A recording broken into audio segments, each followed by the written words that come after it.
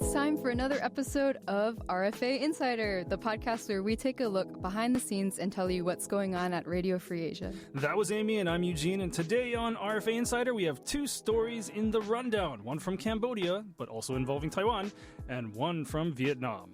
And then on How It's Made, we have Tenzin Pema joining us from the Tibetan service, and she'll be discussing their excellent coverage of protests over China's plan to build a dam that would destroy at least 6 Buddhist monasteries and force 2 villages to relocate. And that is an RFA exclusive. So all of that and more coming up on RFA Insider. Stay tuned. You're listening to the RFA Insider podcast, made by 2 real-life staffers at Radio Free Asia. If you'd like to send us feedback, there are many ways you can do this. You can send us an email at insider@rfa.org. You can comment on our webpage at rfa.org/English/insider. Just click on the episode you're listening to and write your comment below. Or you can send us a tweet at RFA Insider or visit us in person. No, don't visit us in person. Right, don't visit us in person. But anyway, we really want to hear from you. So tune in every other Friday and we'll take you behind the scenes. And tell you what the news really means here at RFA Insider.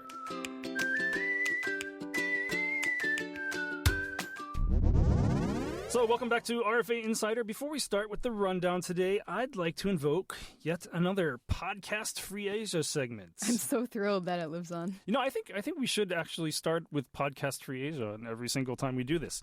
So the pilot episode was so successful that we've been picked up and given the green light. So congratulations.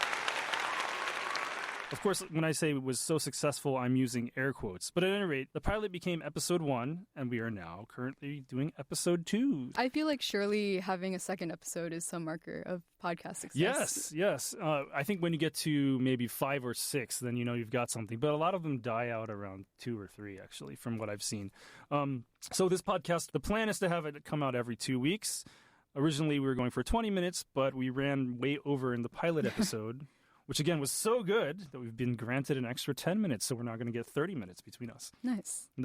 And I'd like to take this time to congratulate Amy, who is a first-time podcaster. That's correct, right? Yes, it is. Okay. So you've already found success with just one episode. Thank you. So big congratulations to both of us because, hey, this is my first time getting paid to do a podcast, so how awesome is that? Sorry. All right, so let's get into the rundown. The rundown. So our first story of the day comes from the Khmer service, involves Taiwanese people. So Eugene, have you ever watched those ghost hunting shows on the History Channel at like 3 p.m. in the afternoon?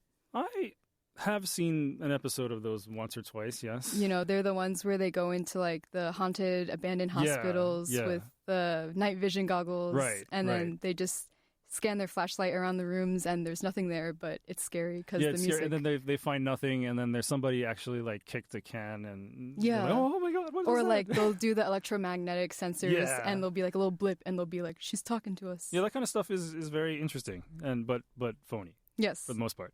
So there's a 31-year-old Taiwanese YouTuber. He goes by the name Waan Xiaoji, which means good night chicken. And that's basically his channel. He just goes around abandoned schools at night, usually when it's creepiest, and he'll just film himself exploring. That's actually pretty cool. Not to take away from the story, but there's another channel that I've seen where people go through like abandoned shopping malls. And the Midwest that's really channel, interesting. Right? Yeah. So he and his friend, who's also a Taiwanese YouTuber, they go to Cambodia to explore an abandoned scam center. They're usually young workers from across Asia who've been lured in by crime syndicates, and they think they're coming in for well-paying casino jobs or hotel jobs. Mm-hmm.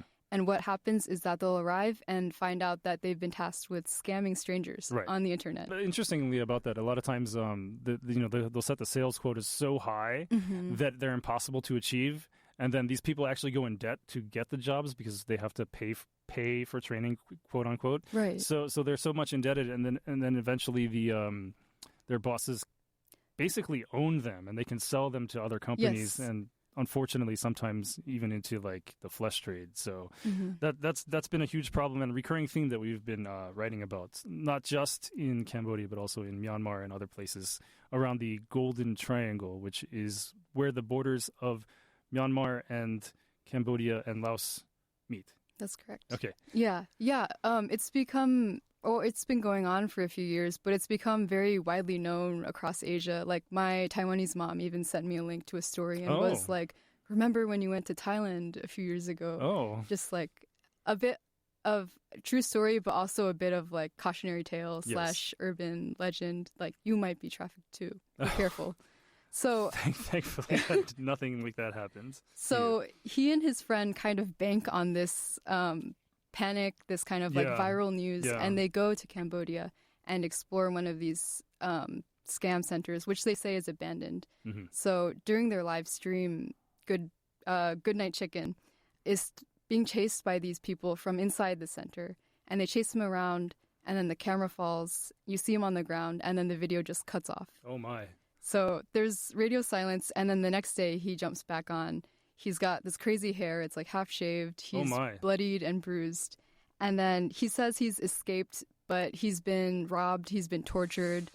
And, you know, it's just like a traumatic experience for him. Yes. So the Cambodian police get involved, and then they find out it's been a hoax the whole time. So okay, so he went in deliberately with the purpose, I'm going to make this video content that is shocking. Yes. And try to pass it off as legit is what he was trying to do? Yeah, for the clicks. Wow. So there was no disclaimer that says this is a dramatization or anything like that? No. He really was banking on just the panic from his Taiwanese viewers. So the police raid his hotel room in Cambodia and find all these crazy props. They find fake blood, torn up T-shirts, like crazy mass military uniforms. So it's clear he was going to make like a series. He was going to really milk his trip in Cambodia for these views. But now that he's gotten international fame from, I guess, was he arrested or? Yes. So he and his fellow YouTuber friend were arrested, and they were very quickly slapped with a 2-year jail sentence and $1,000 fine each, USD. No, if I were them, once I got out, I think the first thing I would do is be like, how, you know, I would explain like the behind the scenes of how everything happened and show like even them getting arrested and stuff. I don't know. That might be a fascinating angle to explore. But, you know, unfortunately, 2 years in prison, geez, I think that's a little harsh, even though it is a fake video, personally. It is harsh. And I think the Cambodian government stated themselves it was a warning for others. So they wanted to make an example out of them. Yeah, they're kind of bleeding Chinese tourism and investments because of what's happening. You know, a lot of people want to avoid what they call it bad press. Yes. But what is really, you know, a mass human trafficking issue going on in the country. You know, this story started out funny, but then, you know, delved into the very serious there. So let's just move on to the next one. I would like to ask you, Amy, did you watch any R-rated movies when you were underage? I did not. I was the biggest goody two-shoes. So the worst movie I watched was maybe like a Christian horror movie. Christian horror movie? Wow. Yes. Like people getting raptured? Oh, no, not that Christian. It was like based on a novel by a Christian author. Okay. So it was about like acceptance, like, and like, we must love thy neighbor. But that was basically the worst I've seen as an underage movie watcher. Okay, well, I mean, in my case, my parents had this interesting idea where they're like, we're not going to show you Terminator or Aliens or anything like that because that's too scary. But if it's about war, we're going to let you watch it all you want. So because it would scare me and traumatize me, and I'd never joined the military that way, right? Oh, I see. So they had an agenda. Yeah, and then also when I was a teenager and Schindler's List came out, I'm dating myself. You know, Schindler's List came out in 1993. I wanted to see it in the theater, but you weren't allowed to go in if you were underage. So what I did is I said, I want to see Wayne's World 2. And I bought a ticket for Wayne's World 2 and then just kind of went into the wrong theater and watched it, right? I feel like Schindler's List is a pretty crazy movie to, you know, really sneak out to see as a kid. Yeah, but I was very interested in the subject matter, so I really wanted to see it. The point of the matter, though, is that they were checking ages at the box office. And that's the way they would stop young, impressionable folk like me from being exposed to the horrors of the Holocaust, I guess, without an adult present to explain what's going on to me. But in Vietnam, recently, police stopped the showing of an R-rated film in the middle of the film to go through the audience and individually check the IDs of the people in the movie theater.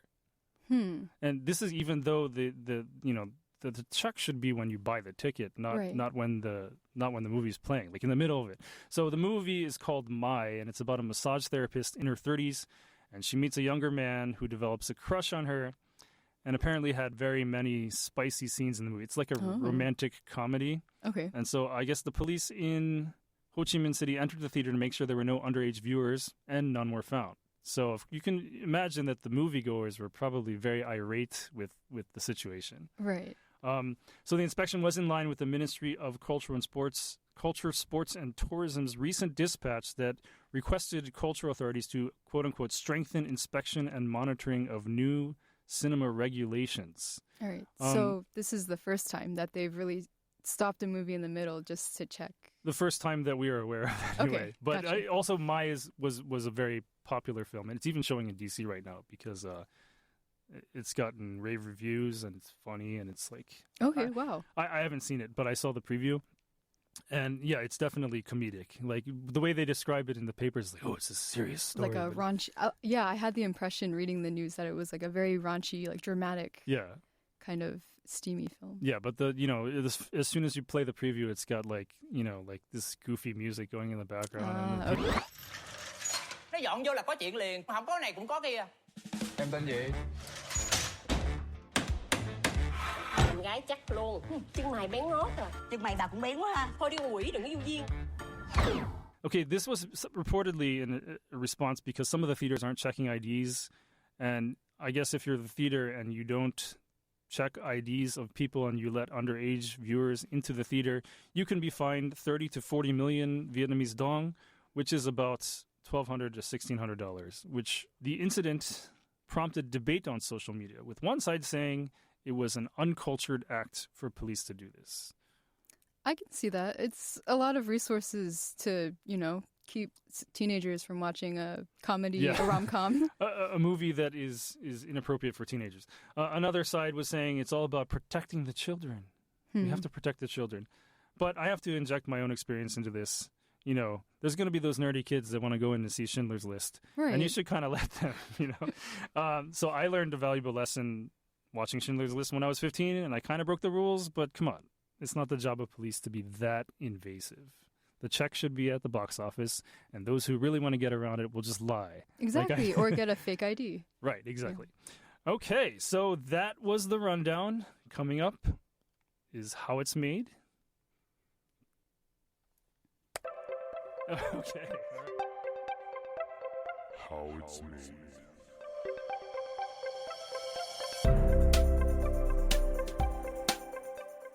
Okay, so now it's time for How It's Made, and today in the studio we have with us from the Tibetan service, Tenzin Pema. Over the past few weeks, we've been reporting about this out of Tibet, where there are more than 1,000 Tibetans, including monks, arrested over the construction. They were protesting the construction of a dam project that would destroy at least 6 Buddhist monasteries and forced 2 villages to relocate.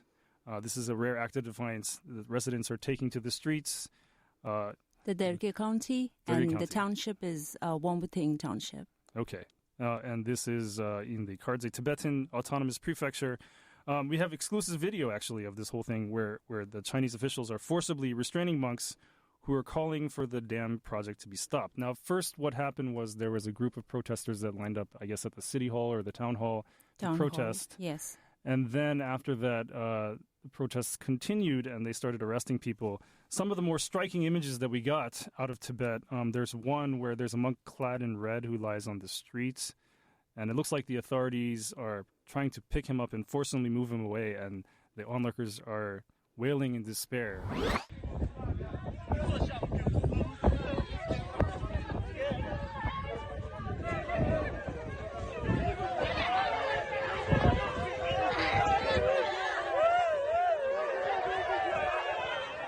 Yeah, I think this was one of the first visuals that we got after the protest.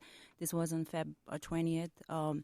And I think that image of the monk with both his thumbs up that you can see as he's wailing and lying and kneeling before the Chinese official has become almost iconic, if I may call it that, because in the Tibetan culture, when you have your thumb up, it literally means that you're begging someone, you're pleading with them. And in this case, he had both his thumbs up, and you can see that, and it's being shared across social media, across Tibetan communities, because that picture has become proof of the situation on the ground. Well, thank you for sharing that aspect. I think that's a detail that a lot of our viewers would miss. For sure, I didn't know that. So all these videos, they are on the RFA website. So, I mean, we can't show you a video over a podcast, obviously, but details like that's why it's important to talk about it, because people wouldn't know things like that. Another video we have footage of is, now it's a group of monks who are pleading with Chinese authorities in a crowd. It's at nighttime.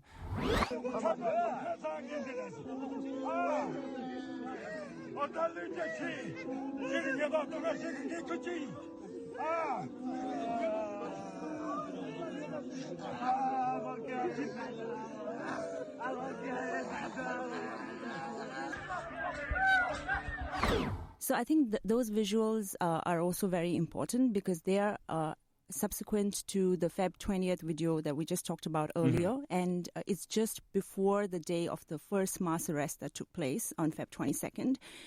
So you can see that, there are monks who are actually pleading with a Chinese official who's dressed in black.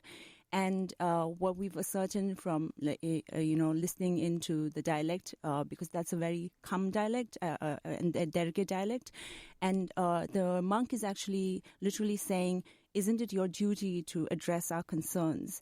And also pleading with them to sort of halt their dam construction. Yeah, so some of these images are very striking and I'm sure emotional for a lot of people with connections to Tibet. The next video we have is, we see a group of monks this time in the street, and the police are pushing some of them to the ground as they're being arrested, almost violently.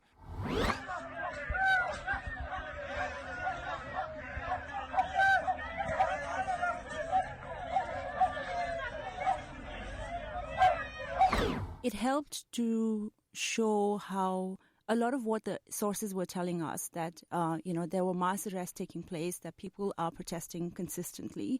And one of the things that the sources said was that specially trained Chinese police had been deployed to the region. And if you look at the visuals, you can see that there are all these Chinese officials and police dressed in black. And you can see that they're restraining the monks. You can see that the monks are pleading with them again. There are other visuals of, again, monks who are standing next to the river, on the banks of the river, and talking to some of these officials. And you can see rows of cars lined up, showing proof of how a lot of Chinese officials were coming to ascertain how to, go about with the resettlement of a lot of the communities there, but also in terms of the evacuation of the monasteries.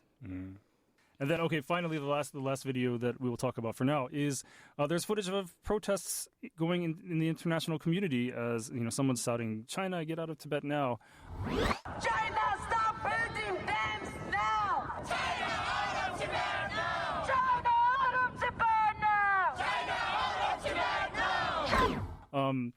So this just goes to show you that the reporting that we discovered at RFA is very influential on how the world sees China and Tibet. So I'm wondering, whenever I'm assigned a Tibet story, it's often that we are hearing about the news, via someone in India who heard from somebody in Tibet. So it's really rare that we get stuff like this directly from Tibet itself. How are we able to get this exclusive video? That's the most important question, Eugene. But I think before I answer that, and I just want to take a step back and talk about how difficult and how it is to get information out of Tibet. I think you alluded to that, but also how rare it is to see it firsthand as we were able to through these videos. And particularly so because, the Chinese government has been systematically sort of repressing Tibetans in Tibet. Yes. But also more to do with making sure that there is no communication by Tibetans from inside Tibet with the people in the exiled community. And I think, Eugene, you may remember in June last year, you did some reporting with the Tibetan service team. Which basically talked about how the Chinese government was intensifying their monitoring of Tibetans and carrying out these interrogations inside Yes. Tibet, particularly to determine if they've contacted people outside Tibet. Right. And I think if you recall, a lot of that was around how they were conducting random searches Yes, of yes, people's yes. phones, confiscating phones. They were also monitoring online communication, specifically with respect to social media and messaging platform activity. Right. So I think all of that sort of helps us understand just how rare it is to even get a glimpse of what's happening inside Tibet. Apart from this, the kind of doctored, image that China wants to paint Right. of life inside Tibet and this rosy sort of picture, right?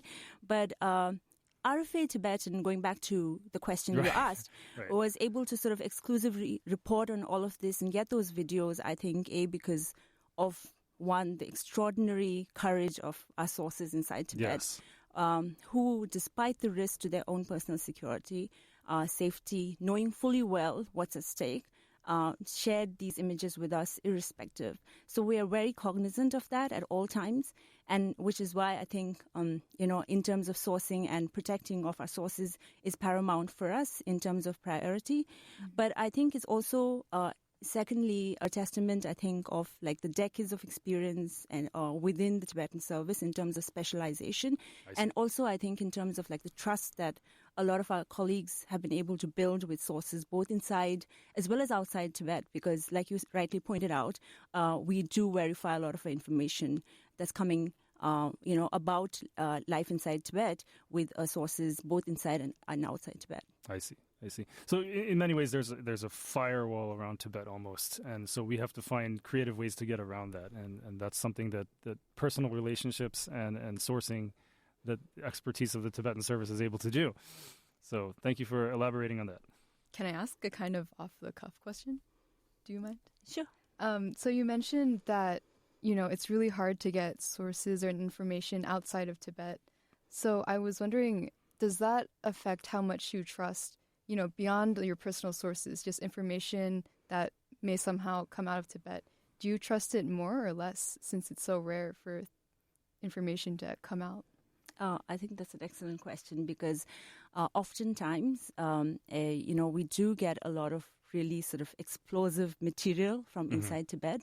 But again, for us, like the checks that we have within the service that we put in place, I think editorially, of course, that we need to put in place, that we have put in place, I think it's become so critical for us to ensure that we are sort of ticking off all of those boxes, right? And making sure that those checks are done, because sometimes this really explosive material that we get from inside Tibet, while we may want to report on it, but if we've not checked and we've not been able to ascertain the date on which it happened, the location, what's actually happening in the video, going back to what you were asking about, those visuals, the people who are in the video or the people who are, who are talking, what they're saying, all of these sort of checks that we usually make sure that we do. If you're not able to ascertain that, we cannot use it. Right. So Okay. I think these checks are very important for us. And in addition to that, I think we are constantly sort of verifying any information that we get with a second source, a third source, a fourth source. So I think, Eugene, when you edit a lot of our stories, you do find us saying at least 3 sources said. Right. Yeah. Kind go of ahead. speaking on the checks, could you kind of tell us in more detail what kind of checks you run, the content you receive through? When we get these videos, for example, or even for that matter, any information. But the key thing, especially with audiovisual elements, is for us to look for identifiers. For instance, if it's a place, are there any sort of like office building names that we could go back and check? Again, with respect to the attire of people, because different communities have, a different sort of attire. Interesting. Yeah. And also in terms of dialect, right? Like if you're talking about something happening in Derge County, we will want to, the visuals that we see, the audio visual elements that we get we'll definitely hear them talking in that dialect. So I think these are sort of like the identifiers that we definitely make sure that we check for. But in addition to that, I think there are other tools that we do use. For instance, and these kind of tools, especially like satellite imagery, helps us sort of cross-reference a lot of other facts. Again, Eugene, I'm going to go back to one of the stories you remember you did back in 2022, I think. This was about a series of demolitions that took place of, of highly venerated Tibetan Buddhist structures, you remember? Yes, I remember that, yes. Yeah. And we used satellite imagery to show how, in 2019, the place actually showed, these the statues. Right. But in 2022, all of them had been razed to the ground. Right, and the side-by-side visual, you could see that they were clearly there before, and then after that, it was like mostly like empty lots that you could see from the satellite. So, that was very surprising. Yeah, and shocking, actually. Yeah, and I mean, so basically, our sources are telling us that this has happened, and then we can use these tools, like you can use satellite imagery and all of that to reconfirm a lot of these things. So I think these are some of the things that we do. In another update, the Chinese authorities reiterated that they would go ahead as planned, and they acknowledged that the protests should be abiding the law and expressing demands in a legal, civilized, and rational manner, quote unquote, not exceed the bottom line, or otherwise you'll be dealt with in accordance with the law and regulations. So, in many ways, it looks like these protests will not necessarily have an effect on the plans to build the hydroelectric dam. So, what can the international community actually do about this to try to help the Tibetans that will be affected? Yeah, you're right. I mean, because I think Pema Tashi, who you're referring to, the county official who spoke, he literally went so far as to say that the dam construction will just go ahead as planned. Right. And I think in that meeting, he also spoke to the dam construction team and told them that they have to prepare and plan for what he called, open quote, close quote, the next step of work on the Gongto project. Yeah. There has been global outcry from global leaders, of course. And also, as you've seen, we spoke about like all the protests and the peace rallies and solidarity marches that have broken out across the world. But I think with respect to what more can the international community do and what else can we expect, I think it's tough to say because, it's become so much more difficult to get information out of Tibet. Yes. And especially in the wake of what's happened with the Derge protests, it's become even more difficult. So when we've seen in the past, right, that when there's no information coming out of Tibet, it's very difficult for Tibet to enter the global consciousness, so to speak, right, of people. So, so for the international community to act, we need that information to come out. But it's becoming so much tougher with respect to, information coming out of Tibet. So we'll have to wait and see. Yeah, actually, I find that Tibet is in the public consciousness in like kind of a cycling kind of nature. I remember in the 90s there was a big hype about this Brad Pitt movie about 7 years in Tibet. Yeah, then everybody was all about Tibet for a good Tibet. 5 years. And then there was the Tibetan freedom concerts that they had here in D.C. Those were pretty big. And people were all talking about Tibet all the time. And then suddenly it disappeared from the consciousness. Yeah. Speaking on global consciousness, like in China, there was the white paper movement recently against COVID controls. And during then, a few overseas Chinese took to Twitter to share all the videos and information they had received from inside China from the people who were too afraid to post it themselves. Yeah. And in that way, it kind of blew up and it got a lot of press attention and media attention. Is there anything like that happening for the Tibet dam protests? I don't think there is in the case of the dam protests. And I think especially because since the first round of visuals that we got, there's been a severe clampdown on any sort of, communication from within the region to outside people outside the country. Mm-hmm. So we've had reports of the fact that, China has shut off internet access, has imposed very severe restrictions even on movement, and on any kind of activity, even from, on either side of the river, of the communities and the monasteries that are there. So there is no sort of movement, in that vein as well. So, in fact, one of the sources from inside Tibet went so far as to call the current situation an open prison. And another said that, it was very similar to the COVID-19 like restrictions that have been imposed. So I think these speak to just how severe the restrictions are right now. And, going back to what we were discussing earlier about, some of the communication clampdowns that have happened in the past as well. I think what we're seeing now is a more severe case because, all of that, like confiscation of mobile phones, monitoring of activities, all of that is happening. So I think, it's gotten tougher to get information out of Tibet. I see. All right, so one aspect of this project is that the dam will destroy at least 6 monasteries, as we said leading up into this. And so I wonder if this goes into the larger narrative that we often cover in our Tibetan stories, is that the PRC government is trying to erase Tibetan culture. And usually when we report on that, we're talking about like education policies, how they try to eradicate the Tibetan language and teach people to speak Mandarin Chinese. But, in this case, they're going to be literally erasing cultural sites through this dam. What we're seeing from the peaceful protests that took place is that China doesn't pay heed to the concerns of the Tibetans. I mean, very simply, that is one answer, right? Of saying, okay, you have these monks pleading, you have scores of like local Tibetans, women and men crying. You can see these visuals, but they pay no heed to them. And then that, of course, translates to what you're talking about in terms of the cultural rights, the religious rights, and also of the economic rights of a lot of the people there. So very clearly their views have not been taken into account at all, and particularly not in accordance with the provisions of autonomy provided to Tibetans under PRC law.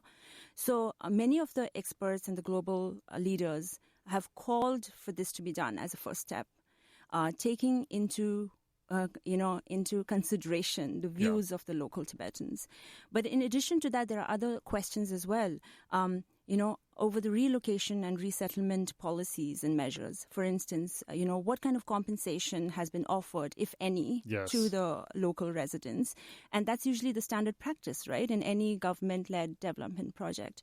And so far, from whatever our sources are saying, there's been no concrete offers made in terms of, compensation for local Tibetans if they have to move. So is a compromise possible? Could there be a way to protect those monasteries yet still place the dam perhaps further upstream or downstream? The site of the dam is of particular concern for Tibetans, for the local Tibetans, because many of this, like we spoke earlier, many of the monasteries that are there on either side of the river have a great cultural, historical, religious significance. And some of the ones like Wento Monastery has murals dating back to the 14th and the 15th centuries. Yeah. And it's actually been, especially the Wento Monastery, has been studied by even Chinese scholars. And as recent as, December 2023, when there was a, symposium of global scholars, archaeologists, anthropologists, a Chinese scholar actually talks about this monastery, of the significance of this monastery, and also of the murals that are there, and about the dam and the impact that this planned dam is going to have. So from whatever we can ascertain, the position of the dam is of a particular concern for the local Tibetans as well as the monks, and especially because of the threat that it poses to many of the religious institutions there and the monasteries located on either side of the river, and not, of course, forgetting the communities. Yes. So in many ways, I mean, you could take all the artifacts out of the monastery and move it to another building, but then you'd be losing the building itself. And these buildings, as you said, have been around for centuries. If someone were to say, like, hey, can you move this cathedral out of the way because we want to build a highway over it? Right. Or let's move Stonehenge because, that we want to develop a shopping mall there. Like, people would be outraged. You mentioned how Chinese research has also been done on the importance and the significance of the murals and the monasteries. Yeah. Do you think there would be any impact if more Chinese voices were added to the protests? That's a great question. That's a great question. It would definitely add to the global outcry. But like we saw with what county official Pema Tashi said, his point, which is reflective of the Chinese government's point, is that the dam constructions are critical to their progress Right. of the community of like Tibet and of of like the motherland. So in that respect, I'm not certain how much of a larger impact it will create, because we have seen some Chinese scholars talk about this monastery, like we were discussing this particular paper, but it hasn't really sort of moved the needle in terms of whether China is going to heed their demands or not. Right. Okay. All right. Well, thank you very much for joining Very us in the cool. studio today. Thank you so much for having me. Thank you so much. And I'd like to thank the Tibetan Service for this. Has really been a groundbreaking story, and it's an RFA exclusive. And these kinds of stories are actually very, very rare. So thank you for your continued hard work, and we appreciate you being with us today. Thank you. Thank you so much for having me. Thank you. This ends our podcast for today. For Amy Lee, I'm Eugene Huang. Thank you for listening. Yeah, stay tuned.